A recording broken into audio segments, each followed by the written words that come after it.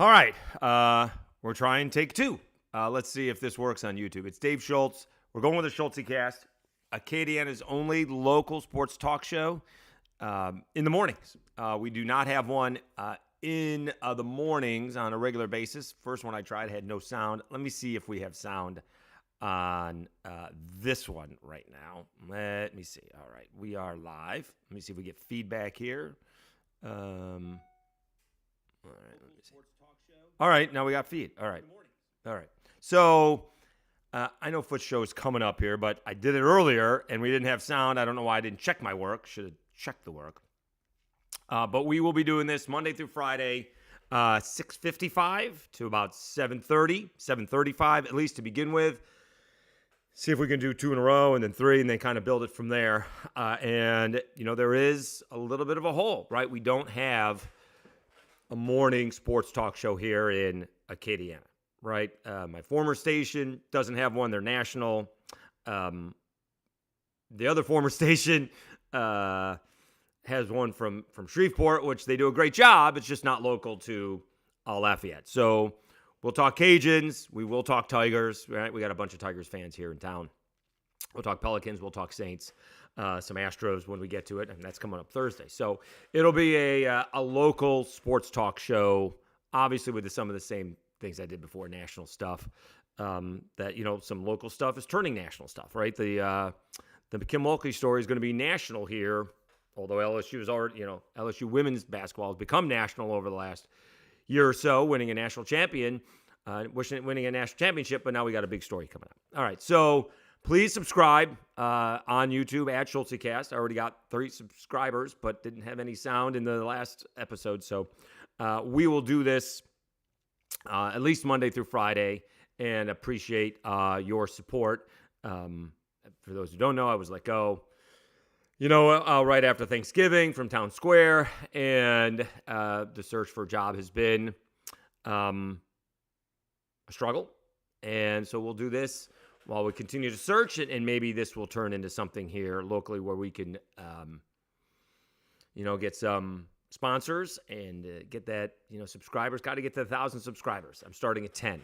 We're already at 13. So that's a 33% increase. We were at 10 before I started this, and we're already at 13. Let's see if it even changed.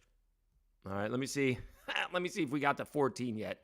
I did put it on Ragin Cajuns, but it doesn't appear that's the case just yet. Let me see. Hold on. Let me see.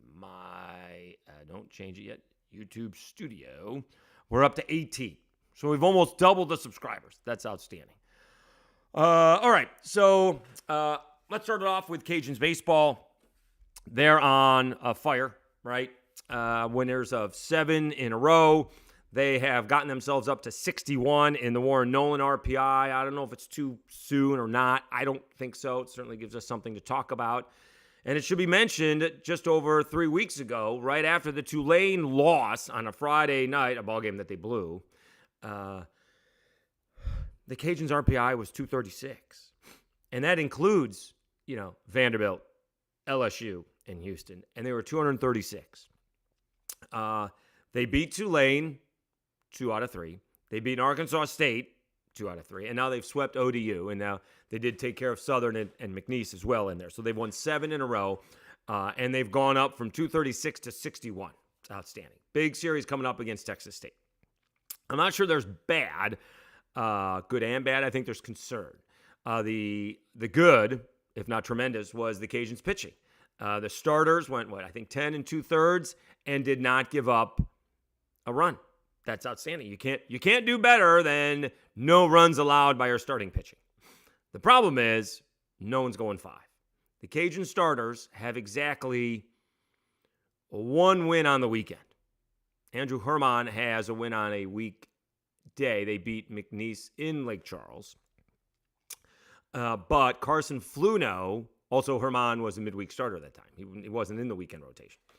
You have Carson Fluno, who beat Rice on Sunday. That's the only weekend starter that's got to win. So that's a little bit concerning. And that's mostly because they're not going 5 innings. Off the top of my head, I think Herman went 4 2/3 innings on Friday. Fluno dealing with tendonitis. Kind of scary that he's allowed to pitch, but only went 2 innings. And then on Sunday, Chase Morgan in a 0-0 ball game went 4 innings. Somewhere along the way, again, that's, you can't do better than no runs. So you're looking down the road, and that's going to be, they'll be well rested, right? No one's getting 150 innings by pitching, 3 or 4 innings in a game. So they'll be well rested come May, the Sun Belt Conference Tournament, and hopefully June, the NCAA tournament. That's great. The problem is the bullpen will not be rested. The bullpen will have a ton of innings. And so someone's going to have to, that's going to have to change. That's the only thing I'm concerned about now with the pitching. As good as it's been, somewhere along the way, it's going to get away from, some of these guys. You're going to have a bad outing or two because that's baseball. That's, you just can't be as dominant as no runs. And the bullpen was outstanding, right? LP Langevin came in, and after Herman, the funky lefty, here's 94 miles per hour, see if you can hit it, and they couldn't. They went from a funky lefty to a hard-throwing righty, and ODU had no shot. But he's going like 4 1/3 innings. That's a lot. And so somewhere along the way, the starters are going to have to figure out how to get to 5 and 6 innings. I get it if you're not going 8 or 9. That doesn't happen very much. But somewhere along the way, you need to go around the lineup twice, and they're not doing it. I will say, and we'll name drop here. I won't name drop, but I know another college coach. He's like, I got the same issue. I can't get more than one time around the lineup. And he even says, I got guys, and he is not one for hyperbole. I got guys that have, really good college stuff, if not pro level stuff, and they can't seem to get, up to 80 to 100 pitches. They're going 50 or 60 pitches over 3 or 4 innings. So we'll see what happens with the Cajuns pitching staff. As for the bats, they are coming around. Some of this weekend, notwithstanding 3-0 win and a 2-0 win, although they did have a run rule on Saturday. Kyle DeBarge's 13-game hitting streak snapped, although he did bring in the first run of the game, a sacrifice fly. Josh Alexander's hitting over 300. He's got a hitting streak. He did. John Taylor has reached base, I think, in 9 straight games. He had an RBI triple. Jose Torres just seems to be clutch. He scores the insurance run in the 8th inning. The hit, Pastore is hitting. Connor Higgs is coming around. I mean, we could start going down, the lineup, and Caleb Stelly's the only one kind of not hitting that much. They're getting Connor Cuff in there as a DH and third baseman, so he hasn't had a whole lot of at-bats. Mandino is back, so, I don't think he was hitting beforehand. But there's not that many holes in the Cajuns lineup, right? John Taylor has caught fire. He's leading off. Then who's second is Mandino right now. And then DeBarge is hitting third. Pastor's hitting fourth. Maybe Connor Higgs is hitting fifth. Let me see what let me see what it was yesterday.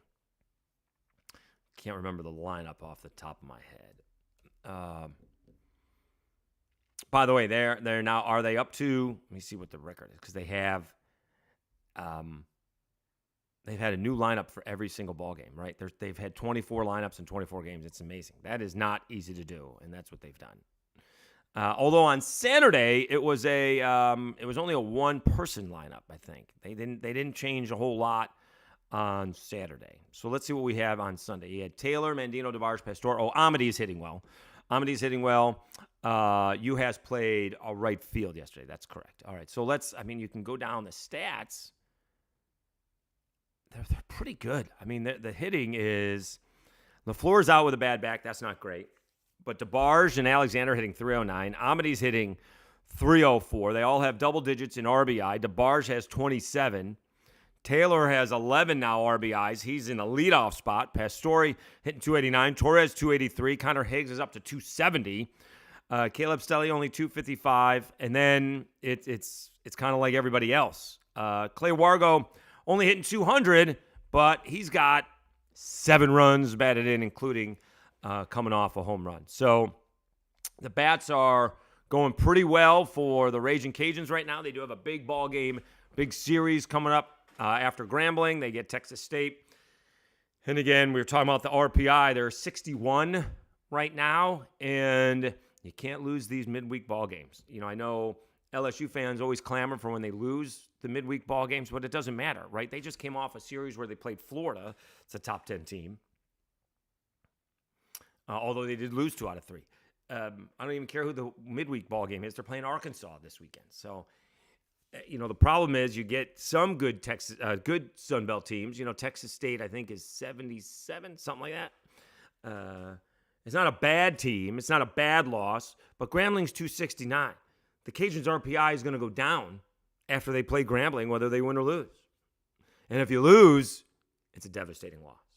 Remember, handful of years ago, they played St. Peter's, and although they swept them, St. Peter's went winless. That crushed their RPI.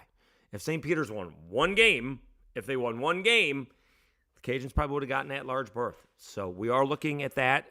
You don't want to be, I know the Sun Belt it's not basketball, baseball is a different animal, but you don't want to you just don't want to wait for that one weekend, right? A bounce here, a call there, weather here. You just can't base your whole season on one weekend. And so we'll see. I mean, we're only, as crazy as it is, right? We're a month and a half in. We got 2 months left. I guess let's see where we are May 1st. Let's see what the schedule is coming up, because you get Texas State. I don't know what it is after that. You get Texas State, ULM. That's not going to necessarily help. And Marshall. Well, that's not going to necessarily help either. Coastal that'll help. That's at the end of April. You get Coastal, and you get Southern Miss. That'll be good, and you get Troy. So we'll see. So you get Southern Miss and Coastal in back-to-back weekends. The Marshall series won't help, and the ULM series won't help. The Texas State series will. So we'll see where they are. You really need to be in the top 40. If you are a group of 5 team, and if somehow you can be in the top 30, that's in good shape, right? I mean, if the Cajuns, they're number 1 now in the Sun Belt, and if they just win their series and are your regular season champ, they'll probably get in, right? Unless you lose some of these midweek ball games, and of course, you have no idea with injuries. But Cajuns are on fire. They've won 7 straight, and they get Grambling on Tuesday. Also, should be a reminder, the series this week is Thursday, Friday, Saturday. I remember when I first got here back in 14 and 15, they used to play on Easter. And Tony Robichaux, very religious and faithful man, despised that. He hated that. And now the Sun Belt has worked that out. So they'll play Grambling on Tuesday and head to Texas State on Wednesday and play Thursday, Friday, Saturday, and make their way back to Lafayette for Easter Sunday. All right, thanks for tuning in to the Schultzycast. I think we have audio this time around. Thank goodness. We'll get to the Pelicans here in a minute, or in the next subject. But the big story that's going to hit sometime this week, I actually watched the game yesterday.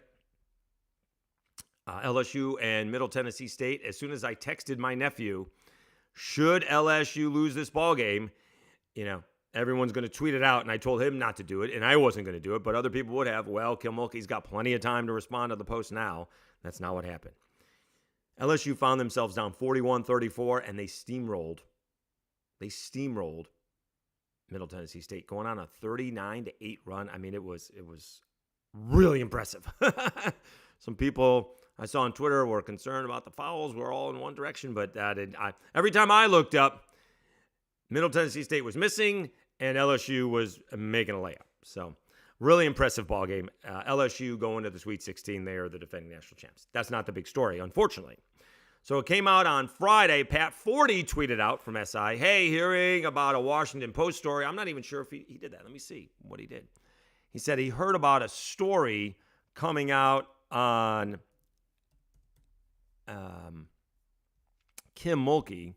Let's see, because this was Friday. Now I got to go through all his tweets from the weekend. See if I can find it. right? He's live tweeting all of the college basketball. Let me see when Friday was. Friday was the 22nd. Let me see if he took it down or not. He tweeted out that he heard about a story about Kim Mulkey and that LSU was circling the wagons. I want to know if he included. I can't find it. I want to remember if he included, or maybe did he take it down? If he included the Washington Post part. I don't see it. All right, I can't find it. But Pat Forty is the one who kind of put it out there that a story was forthcoming. All right. Then on Saturday, Kim Mulkey responds, attacking the Washington Post and Kent Babb, the reporter. Said he did a hit job on Brian Kelly and, didn't appreciate the timing of the article, which he gave her 48 hours last week. All right, so a couple things on this. She did mention he was trying to get a sit-down with her for 2 years.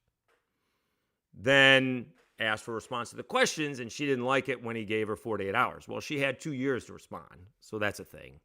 I don't think Kent Babb is a, clickbait artist, according to Kim Mulkey. The only thing I knew about him is that he wrote a pretty good high school book. It was Across the River, Life, Death, and Football in an American City. Came out in 2021. Okay.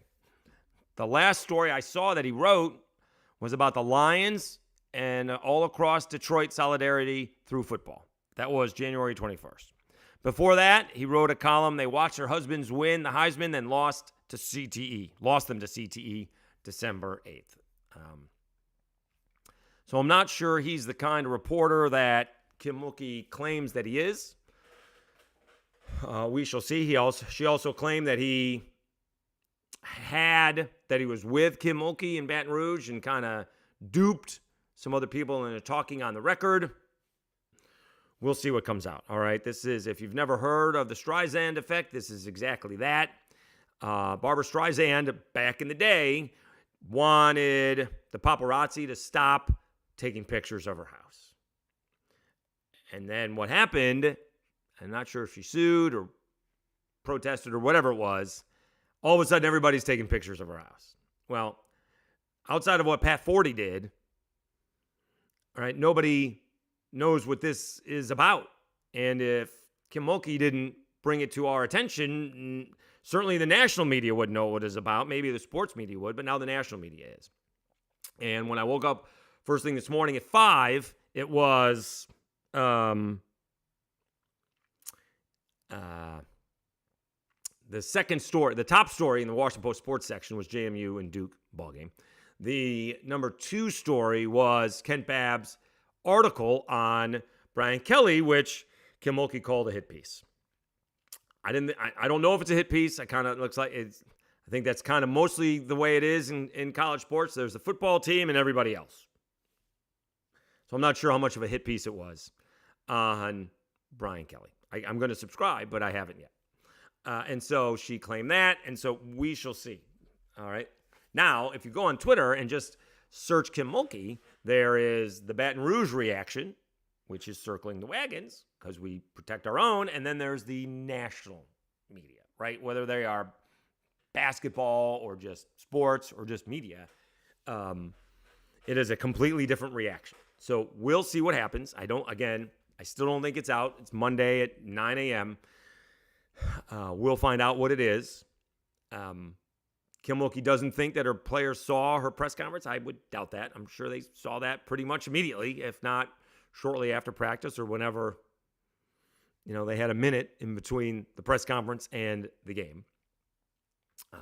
Although I'm not sure how much of a distraction. It's probably a little bit of a pain in the butt answering those questions to the players. But does that have anything to do with missing a 3? I don't think so. I've always wondered about that. Like are we covering our player defensively and say, oh no, is Kim Mulkey going to get in trouble? No, I'm not sure that's the way that it works. So we shall see. It'll be interesting Kim Mulkey has rubbed some people the wrong way. It is what it is. Again, you can't get anybody to agree on anything these days, and so we'll see what happens down the road. All right, it is actually episode 1A, or maybe 1B of Schultzycast. I'm your host, Dave Schultz. Also, by the way, please, if you haven't already subscribed to my Locked On Sunbelt podcast, we talk JMU and Duke, we talk the Cajuns, and Coastal avoids a sweep to App State. App State actually wins the series, but it was a crazy ball game yesterday. And the only reason I was really concerned about it, A, for my podcast, I needed to end so I could talk about it. But B, these Cajuns games have been going really fast. Like on Saturday, it was only 2 hours and 20 minutes, something like that. Same thing for Sunday. Now, Saturday was only 7 innings, or 6.5. Sunday was a full 9-inning ball game, but Coastal and App played a crazy ball game. Coastal, they started at noon, I think Eastern time, and App State won 9-8, and so they took the series. They won the first 2 ball games. I think Friday was rained out, so they played a doubleheader on Sunday. They played 1 game on Saturday, and App State had already won that. So now they're playing a doubleheader on Sunday, and it was a back-and-forth affair. I just saw it was 11-11 in the 12th inning. Coastal goes on to win 17-11. App State left like 21 men on base, like 19 through 9 innings. So I don't care what calls go your way or what the pitching did in the 11th or the 12th inning. You leave 19 men on base in 9 innings and you lose, that's a you problem, right? In the NCAA tournament last night, like A&M, I thought they missed like 15 free throws, like 26 out of 41, and they make a miracle 3. I mean, A&M, forget hitting 41 out of 41 free throws. Hit 7 more free throws, and you win the game in regulation. Can't be missing. You take 41 free throws, and you're only hitting 26. That's a you problem. So Houston escapes. But anyways, A, subscribe to the Sunbelt, and Locked On Sunbelt, and B, App State takes down Coastal in the series, but Coastal avoids a sweep in what may have been the Sunbelt game of the year. All right, back to the Schultzycast. Let's talk Pelicans. They have a huge homestand coming up. It is a 6-game homestand. It starts with the Thunder on Tuesday. They do not have a back-to-back. There's no back-to-backs. We all know Brandon Ingram is out with an hyperextended knee. There's only 3 weeks left in the regular season. This would be about 4 weeks since he's hurt, 3.5 anyways. I'd be shocked if Brandon Ingram plays in the regular season. It feels like it's a cut and paste. Brandon Ingram has an injured knee. He will be reevaluated in 2 weeks. It's always 2 weeks with the Pelicans, no matter what the injury is, right? You could pop a pimple and, we'll reevaluate him in 2 weeks. And so I'm not expecting him to play. It's going to be disappointing if he can't go in the playoffs, right? If Brandon Ingram, A, can't play, or B, isn't effective, that's going to be disappointing because it's going to be really tough to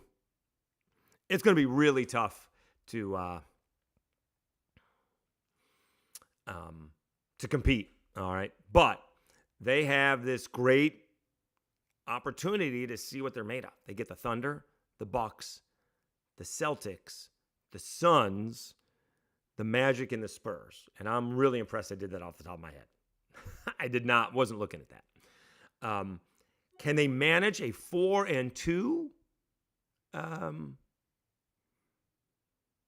they manage a 4-2 record in that? And does it matter if they lose, who they lose to, right? Can you beat the Thunder? So that helps you in the Western Conference standings, but a loss to the Celtics hurts just as much. However, you're playing the Suns. And then after the homestand, you go on the road and you play the Suns. You got to win one of those ball games. The Suns are 2 games behind the Pelicans. The Pelicans are a half a game behind the Clippers. And now you're looking at a thing where can the Pelicans get the 4 seed and have a home series against, I would presume, the Clippers. I was hoping Minnesota would fall to that spot, but they're not. They're like 4.5 ahead of the Clippers. So going into the season, I heard what Andrew Lopez tell Matt Moscona that, just not be in the play-in game.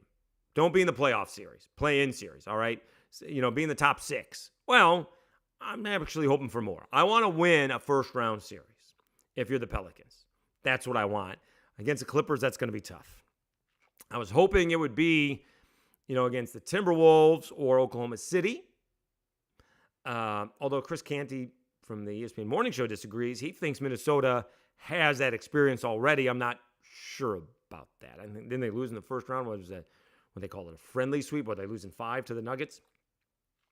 I'm not sure how much experience those teams have in this situation, and especially that they're expected to win, because they're going to be expected to win. And so, when the Pelicans went on that run a few years ago without Zion, right, winning the play-in series and then pushing the Suns to 6, it was a lot of fun.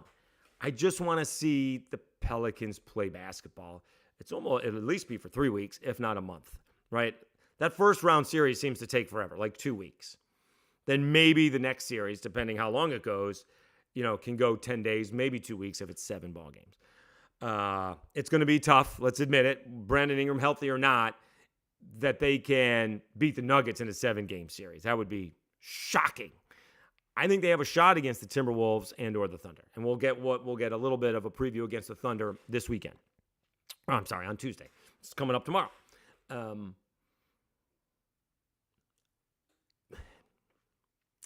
That's all I want. I want them to win a first-round series and see them compete in the Western Conference semifinals. Anything on top of that, to me, is gravy. Now, if Brandon Ingram doesn't play or doesn't play well, other people are going to say that's an excuse.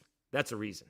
You can't lose your, second-best player, if you will, and sometimes more prolific scorer than Brandon Ingram, and expect to compete in the postseason. It just can't. It's not going to happen, right? Like,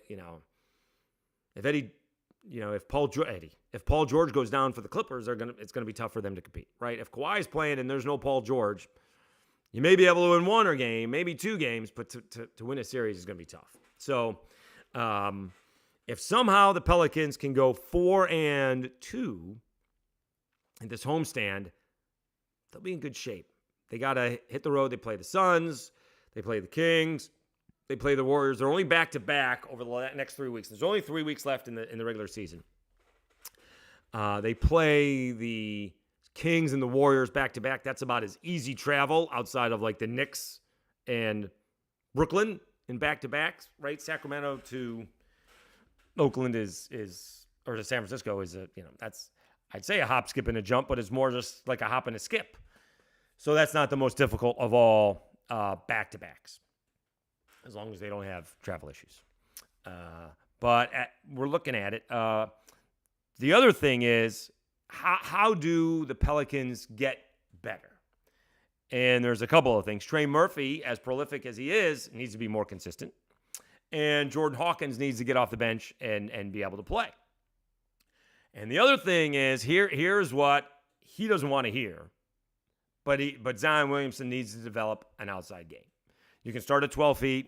You can go to 15 feet. I don't necessarily need him shooting 20-footers, but he needs to be able to he needs to be a threat to shoot from 3.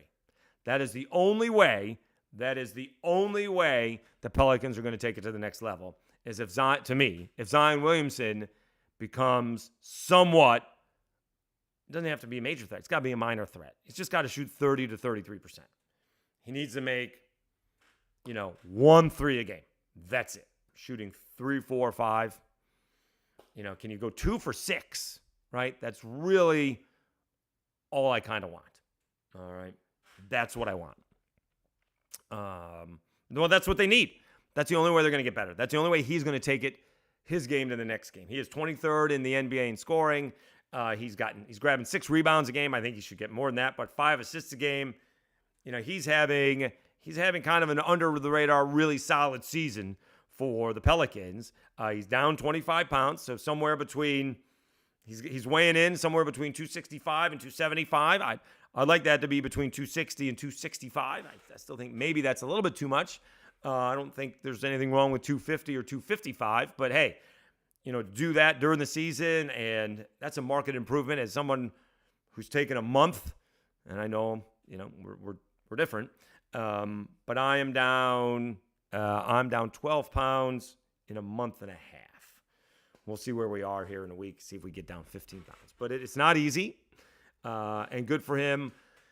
for putting in the effort, because that's, to me, when he's not in shape, that tells me he doesn't care. That's what that tells me. And if he's got an eating disorder, let's address it. Let's find out why you have an eating disorder. As much as you can have a dietitian and a personal chef and a personal trainer, let's go to therapy and see if you can get the eating disorder, taken care of. I have a sugar fix. Absolutely. That's an issue for me. That's you eliminate the sugar, and now I've eliminated the pounds. And certainly in New Orleans, it is not difficult to put on some weight. So Pelicans with a big 6-game homestand starting Tuesday against Oklahoma City Thunder, then the Bucks, Celtics, Suns, and then Magic and Spurs. Again, so I'm taking the Spurs and the Magic as wins. You beat the Suns, that's 3. If you beat Oklahoma City, that's 4. I don't know if you're going to beat the Celtics or the Bucks. Bucks, you're on the same level as of right now. They've got like 2 more wins than the Pelicans. The Celtics are one of the best teams in the NBA. We'll see. All right, they may just take the night off. I don't know what their back-to-backs are. Again, the Pelicans don't have a back-to-back until the Kings and the Warriors when they hit the West Coast road trip. They do finish up the regular season against the Lakers at home. All right, so that is episode 1B, I guess. We will do this Monday through Friday. We'll do it 6:55 is the goal. Tell you why we're starting there. So first of all, it's only going to be a half an hour. We'll see if we get to an hour. But I do go to Orange Theory at 8:15 on Tuesdays and Thursdays. So if we get it to an hour, I need 20 minutes to get to Orange Theory to be on time for the class. So we need to wrap it up by 7:55 so I can get out of here in the class. That's what that's about. But we'll see.